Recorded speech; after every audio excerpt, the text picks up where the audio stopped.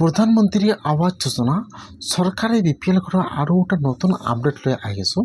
সেইটো আপডেট হ'ল যিসকলৰ এইবাৰ চৰকাৰী ঘৰৰ নতুন লিষ্টত নাম অহা নাই আৰু বিপিএল ঘৰ পোৱাৰ যোগ্য হয়, এতিয়ালৈকে চৰকাৰী ঘৰটো লাভ কৰা নাই, সেইসকলৰ কাৰণে কিন্তু এটা ভাল খবৰ আহি গ'ল।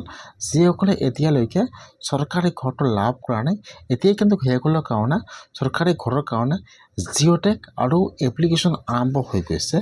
এতিয়া আপোনালোকে চৰকাৰী ঘৰৰ কাৰণে কেনেকৈ অনলাইনত এপ্লিকেশ্যন কৰিব লাগিব আৰু এপ্লিকেশ্যন কৰিবলৈ হ'লে আপোনাৰ কি কৰিব লাগিব আৰু আপোনাৰ ঘৰৰ ফটো তুলি কেনেকৈ আপোনালোকে আপলোড কৰিব লাগিব আৰু আপোনালোকে কি কৰিলে চৰকাৰী ঘৰটো লাভ কৰিব, মই এইটো ভিডিঅ'ত আপোনালোকক A to Z সম্পূৰ্ণ প্ৰচেছ ষ্টেপ বাই ষ্টেপ দেখুৱাই দি আছোঁ।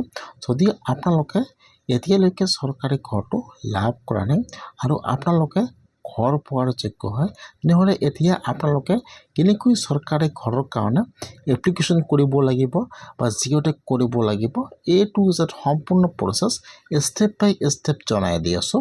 যদি আপোনালোকে এতিয়ালৈকে চৰকাৰী ঘৰটো লাভ কৰা নাই, তেনেহ'লে কেনেকৈ আপোনালোকে চৰকাৰী ঘৰৰ কাৰণে এপ্লিকেশ্যন কৰিব লাগিব, এপ্লিকেশ্যন কৰিব জনাই দি আছোঁ। যদি আপোনালোকে এতিয়ালৈকে চৰকাৰী ঘৰটো লাভ কৰা নাই আৰু আপোনালোকৰ এতিয়াও পকা ঘৰ নাই, আপোনালোকৰ কেঁচা ঘৰ, তেনেহ'লে কিন্তু আপোনালোকে এতিয়া 100% চৰকাৰী ঘৰটো লাভ কৰিব। যিহেতু এতিয়াও চৰকাৰী ঘৰৰ কাৰণে অনলাইনত ৱেবছাইটটো মুকলি কৰি দিয়া হোৱা নাই, এতিয়া কিন্তু আপোনালোকে নিজে চৰকাৰী ঘৰৰ কাৰণে অনলাইনত এপ্লিকেশ্যন কৰিব নোৱাৰিব।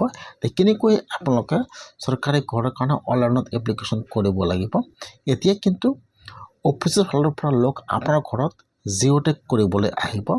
যিসকলে এতিয়ালৈকে চৰকাৰী ঘৰটো লাভ কৰা নাই আৰু চৰকাৰী ঘৰৰ লিষ্টত নাম অহা নাই, যিহেতু অনলাইনত ৱেবছাইটটো মুকলি কৰি দিয়াৰ কথা আছিল যে আপোনালোকে ইয়াত আপোনাৰ ঘৰৰ ফটোটো তুলি আপলোড কৰিব, আপোনালোকে চৰকাৰী ঘৰটো লাভ কৰিব। যিহেতু এতিয়াও অনলাইনত ৱেবছাইটটো মুকলি কৰি দিয়া হোৱা নাই, এতিয়া কিন্তু অফিচৰ পৰা লোক অফিচৰ বা জিঅ'টেক কৰা অফিচাৰে কিন্তু আপোনাৰ ঘৰত আহিব জিঅ'টেক কৰিবলৈ, যে আপোনালোকৰ এতিয়াও পকা ঘৰ নে কেঁচা ঘৰ, ডাইৰেক্ট আপোনাৰ ঘৰত আহি আপোনাৰ ঘৰৰ ফটো তুলিব। তেতিয়া ঘৰৰ ফটো তুলি এপ্লিকেশ্যন কৰিব, তাৰপিছত কিন্তু আপোনাৰ ঘৰৰ ফটোটো আপলোড কৰিব, তাৰপিছত আপোনালোকে কিন্তু চৰকাৰী ঘৰটো লাভ কৰিব। এতিয়া যিসকলে এতিয়ালৈকে চৰকাৰী ঘৰটো লাভ কৰা নাই, আপোনাৰ ঘৰত কিন্তু ঘৰৰ ফটো তুলিবলৈ আহিব, যেতিয়া আপোনাৰ ঘৰৰ ফটোটো আপলোড কৰিব, তাৰপিছত আপোনালোকে চৰকাৰী ঘৰটো লাভ কৰিব। এতিয়া কিন্তু আপোনালোকে চৰকাৰী ঘৰৰ কাৰণে অনলাইনত এপ্লিকেশ্যন কৰিব নোৱাৰিব।